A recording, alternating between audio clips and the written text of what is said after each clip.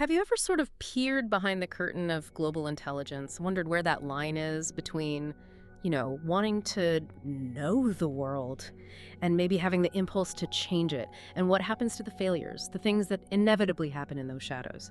Welcome to the Deep Dive, your shortcut to being well-informed. Today, we're taking a really deep look into the Central Intelligence Agency's, well, let's say tumultuous history. We're drawing heavily from Tim Weiner's Pulitzer Prize-winning book, Legacy of Ashes, The History of the CIA. Yeah, and this isn't just, another dry history. This book really pulls back the curtain on, 6 decades of CIA operations. It meticulously shows how the agency somehow kept this formidable reputation, in spite of its terrible record, essentially burying its blunders in top-secret archives. What makes it so compelling, I think, is how deeply researched it is. Weiner makes the point that every quote is also on the record. And that commitment, being on the record, that really sets the stage for a truly critical look, doesn't it? So our mission today really is to dig into the big scandals, the leadership struggles, the huge foreign policy impacts, and the ethical knots that have defined the CIA basically since day one. Think of it like maybe two journalists just unpacking stacks of facts over a very strong coffee. Okay, so let's crack open this archive. The book makes a pretty strong case that right from the get-go, the CIA was, complex, often contradictory. What was President Truman actually thinking? What was his original idea for this new agency? Well, Truman's idea was actually remarkably simple. He wanted it to serve him, and this is key, solely as a global news service, delivering daily bulletins. He even wrote explicitly it was not intended as a cloak and dagger outfit. His vision was merely as a center for keeping the president informed on what was going on in the world. Simple as that. A global news service, like a presidential inbox, sort of. Yeah. But that's not quite how it evolved, is it? And here's something that's really surprising from the book. The whole idea, the concept of a Central Intelligence Agency almost died before it even started. It's quite a story, yeah. When Truman ordered the Wartime Office of Strategic Services, the OSS, to be abolished, a key figure, General Magruder, with help from Assistant Secretary of War John McCloy, they basically countermanded the president. Quietly, of course. They issued this order saying the continuing operations of OSS must be performed in order to preserve them. I mean, talk about keeping hope alive for a central agency. Wow. Okay, so even with those embers kept alive, what was the actual state of U.S. intelligence in those early post-war years, it sounds like? That's right. Oh, absolute chaos, really. Most of the experienced OSS veterans just packed up and left. So American intelligence was left, as the book puts it, transparently jerry-built and transient. Just thrown together. Sherman Kent, who later became a sort of founding father of the CIA's intelligence directorate, he called it a sadder or more tormented period of my life. The bottom line was there would be no coherent intelligence reporting in the American government for many years to come. Just fragmented pieces. So just as the Cold War is heating up, the U.S. is effectively flying blind in a lot of ways. How did they even start to think about this new big enemy, the Soviets? Well, George Kennan comes into the picture here. He'd soon become the Kremlinologist, right? The expert on the Soviet Union. Kennan argued the Soviets were only sensitive to one thing, the logic of force. Which he won. And he also reflected that for this kind of thinking, the enemy must always be a center. He must be totally evil. That kind of black and white thinking really framed the whole early approach. Good versus evil, starkly put. And the legal grounding for the CIA's growing power. Because it did grow quickly. The book points to some incredibly vague wording that became, a massive loophole. That's exactly right. The National Security Act itself, the founding document, said nothing specific about secret operations overseas. Nothing. The authority for all the covert stuff, which, interestingly, the CIA's own lawyer, Lawrence Houston, warned was technically illegal without Congress saying, okay, it was hidden in just 11 words. Get this. Other functions and duties related to intelligence affecting the national security. That's it. 11 words. 11 words. And it wasn't just vague. You get the sense it was intentionally ambiguous. It allowed for this huge interpretation of power. Dean Acheson, for instance, wrote that he had the gravest forebodings. He warned Truman that no one would really be in a position to know what it was doing or to control it. Okay, so you have this incredibly loose mandate. Unsurprisingly, the CIA jumps right into covert action, moving way beyond just gathering news. What were some of the first big moves? A really key early one was Italy, back in 1948. The CIA started, and I quote, purchasing elections and politicians with bags of cash. And according to the book, this wasn't a one-off. It was a tactic repeated in lots of other countries for the next 25 years. They also funded influential front groups like the Congress for Cultural Freedom, basically waging a kind of war of words, a cultural Cold War. But the book really drives home that a lot of these early covert ops weren't just, ethically murky. They were often stunningly ineffective, and people got hurt badly. Oh, absolutely. A really striking example is this collaboration with the Gehlen Group. This was a network run by a former Nazi intelligence chief, Reinhard Gehlen. Now, there were serious concerns internally about SS personnel with no Nazi records, and even fears the Soviets already knew this operation is going on. But the CIA took it over anyway, and just as feared, it was compromised right at the top. One officer summed it up with this absolutely chilling line: "American intelligence is a rich blind man using the Abwehr as a seeing eye dog." Wow. Using the Nazi intelligence service as a guide dog. And then there are these operations the book calls suicide missions, places like Albania, Korea. Those stories are rough. They really are.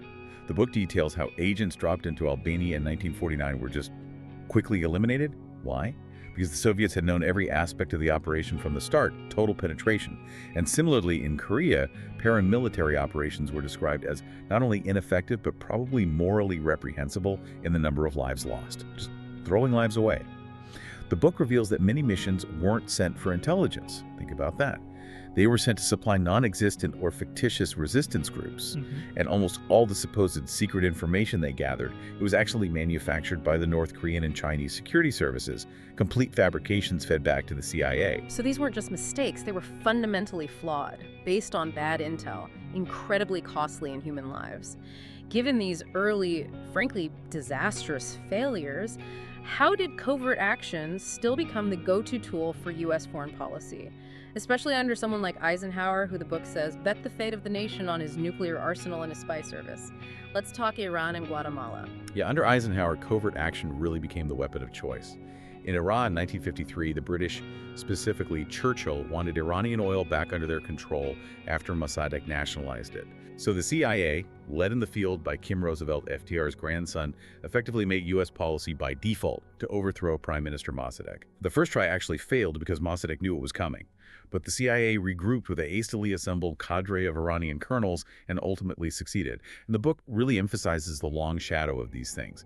Apparent short-term wins, sowing decades of resentment, and, as it says, cruel consequences. Anti-Americanism that's still potent today. And then Guatemala, 1954, Operation Success. Partly driven by, let's be frank, the interests of the United Fruit Company. Yes, absolutely. That operation involved a deliberate terror campaign. The goal was to terrify Arbenz, particularly, to terrify his troops.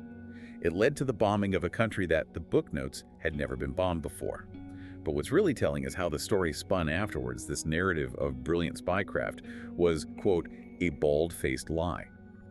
In reality, the CIA completely missed the boat on a crucial arms shipment that could have totally changed the situation on the ground. They got lucky, essentially. And the book suggests these early successes, even if built on lies or luck, really solidified the CIA's image of itself, maybe led to a bit of arrogance. Definitely. There's this 1956 internal review called the Bruce Report. It really nailed this dynamic. It described how covert ops were becoming more and more exclusively the business of the CIA. And it noted the agency was busy, moneyed, and privileged, and that it likes its king-making responsibility. It pointed to these bright, highly graded young men who must be doing something all the time to justify their reason for being. It paints a picture of an agency almost hooked on intervention, needing to constantly do something. Which leads us to something really chilling. The Hungarian Uprising in 1956.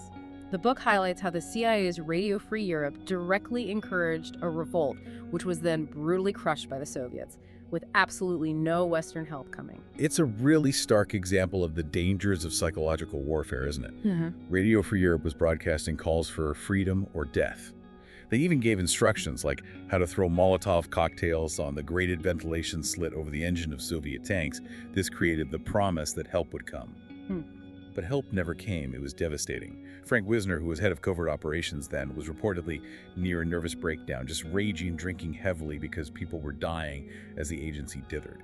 It raises this huge ethical question, right, about the responsibility you bear for the information you put out there in covert psyops, especially when it incites people to risk their lives based on false hope. Moving forward, as the Cold War really digs in, the CIA faces its next big test, the Bay of Pigs invasion in 1961.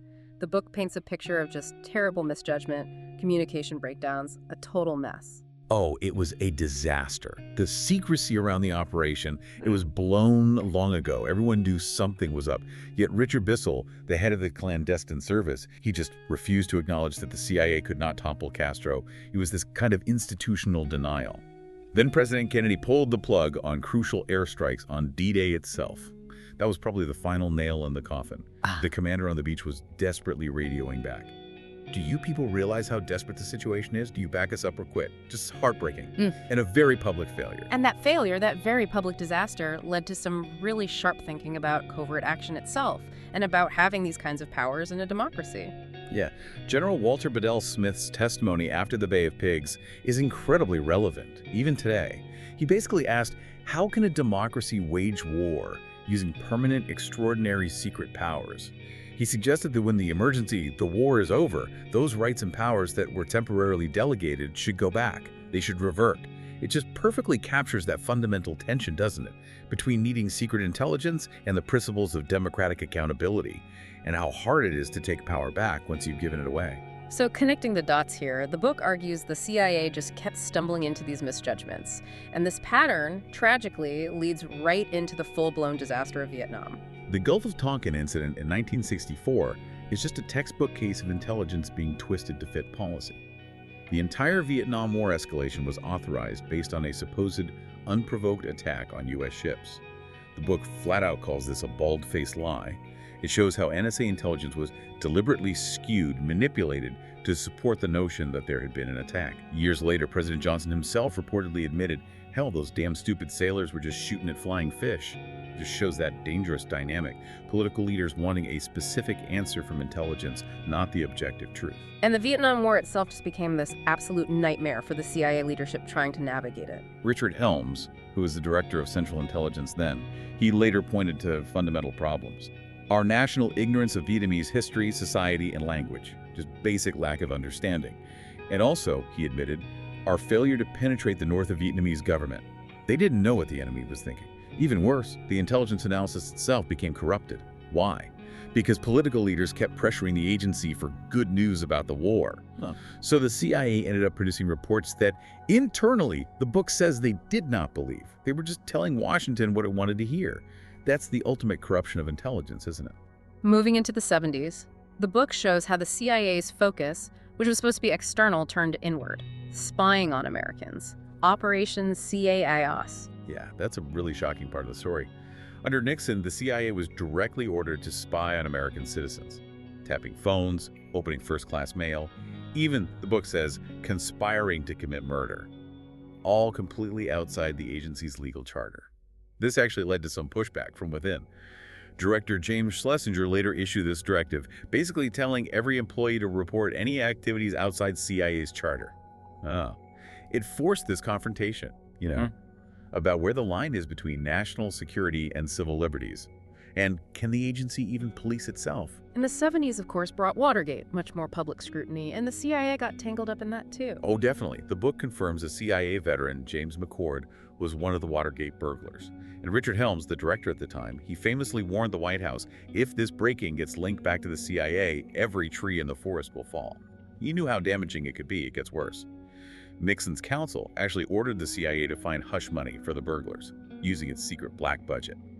The ethical lines were just completely blurred right up to the top. But maybe even more shocking than the external scandals in terms of systemic failure was the Aldrich Ames betrayal, an insider turning traitor. That was just catastrophic. Aldrich Ames, a career CIA officer, he sold every name he knew to Moscow for about $2 million. Destroyed our entire Soviet agent network. What's truly mind-boggling and point to a massive internal problem is this. Despite all the warning signs, bells and whistles going off, agents disappearing, operations failing, it took the CIA 7 years to even begin to face the possibility of a mole high up. 7 years. 7 years. Ames himself, when caught, apparently smirked about the agency's inability to investigate itself. He said, you can't monitor it, you can't control it. That speaks volumes about accountability, or the lack of it, inside such a secret world. So the Cold War finally ends. You'd think maybe a reset, some clarity, but the book argues it just brought new challenges and, sadly, more failures. Iran-Contra really stands out. Yeah. The Iran-Contra affair had CIA Director Bill Casey, who's often painted as this sort of freelance buccaneer, secretly funding the Contra wars in Central America with foreign money, taking, as the book says, a great risk for Reagan and the agency. And he pushed ahead with these secret arms for hostage deals with Iran, even after his own agency had put out a burn notice, a formal warning saying a source is unreliable, on the main Iranian middleman, Manuka Ghorbanifar. The agency literally called Ghorbanifar an intelligence fabricator and a nuisance. Yet Casey still dealt with him. It just shows this pattern of high-level officials ignoring their own intelligence when it didn't fit their plans. And this period also saw the very dangerous unintended consequences of supporting certain groups in Afghanistan during the Soviet war there, the whole blowback phenomenon. Right. In Afghanistan, the CIA heavily backed the Mujahideen factions, who were the most committed Islamists, because they were seen as the best fighters against the Soviets. As one CIA officer later admitted almost hauntingly, no one dreamed that the holy warriors could ever turn their jihad against the United States. It really hammers home that critical point about the end game, doesn't it? Yeah. Another CIA officer, McMahon, is quoted saying, "You always have to think of the end game before you start it, and we don't always do that." A huge recurring blind spot. And then, of course, 9/11, which the book describes just chillingly as the Pearl Harbor that the CIA had promised to prevent. Yeah. Despite warnings that were apparently pouring in from Saudi Arabia and the Gulf states, Jordan and Israel, all over Europe, the system failed. The CIA's own frayed circuits were dangerously overloaded. The book also mentions, kind of disturbingly, that the White House had studiously ignored a CIA study predicting 500,000 deaths in the Rwandan genocide just a few years earlier. It suggests a wider problem of ignoring warnings before 9/11. After the attacks, President Bush gave the CIA new and extraordinary authority. This included turning kidnapped suspects over to foreign security services known for interrogation and torture. That opened a whole new, very dark chapter. And that new authority, that new mindset led almost directly to the massive intelligence failure over Iraq and weapons of mass destruction. It's just a monumental failure. The CIA officially confirmed the White House's claims about WMDs, despite having, the book says, less than a handful of actual Iraqi sources providing that information. They basically produced a ton of analysis from an ounce of intelligence, just spun gold from straw. Colin Powell's big UN speech, the one that convinced so many people, we now know it was based on falsehoods cloaked as hard truths supplied by the CIA, often based on that flimsy sourcing. The DCI at the time, George Tenet, later conceded the CIA was wrong simply due to incompetence. He admitted, flat out, we didn't get the job done. It's like an echo of all the earlier failures, amplified. Political pressure, confirmation bias, bad intelligence. So looking back at this whole 6-decade history, what's the book's final take on the state of the CIA in the 21st century? It's pretty grim, actually. The book quotes a later DCI, Porter Goss, saying the CIA he inherited was in ruins, broken, and incapable of even the slightest bit of success. Strong words. It criticizes the agency's shift away from deep strategic intelligence towards just reacting to spot news. And it points again to that chronic lack of linguistic and cultural expertise needed for real understanding. Perhaps the most damning insight is that the myth of a golden age of the CIA, a myth largely created by Alan Dulles' own PR back in the 50s, paradoxically made the agency impervious to change. It couldn't learn from its mistakes because it believed its own hype. So after all this, what does it mean for us? For the public, the CIA is supposed to protect. This deep dive into Legacy of Ashes really paints this picture of an agency constantly caught between its mission to know the world and this powerful impulse to change the world, often with, disastrous results. Yeah, it really highlights this recurring cycle, doesn't it? Yeah. Intelligence failures, from those early botched operations right up to the Iraq WMD mess. And this constant struggle to get meaningful oversight in a system built on secrecy. It brings up that fundamental question. How can a democracy really control its secret operations when, as the book puts it so starkly, success cannot be advertised, failure cannot be explained? Where's the accountability? Exactly. And that phrase from Eisenhower, that warning about leaving a legacy of ashes, it really sticks with you after reading this account. It really does. And it leaves you wondering, doesn't it? Given this history, these repeated blunders, the ethical compromises, the struggles with accountability, what would real oversight even look like for an intelligence agency? How do we get effective intelligence that actually protects national security and upholds democratic values without falling for that allure of unchecked power and total secrecy? And maybe what's our role as citizens who know this history in demanding that balance?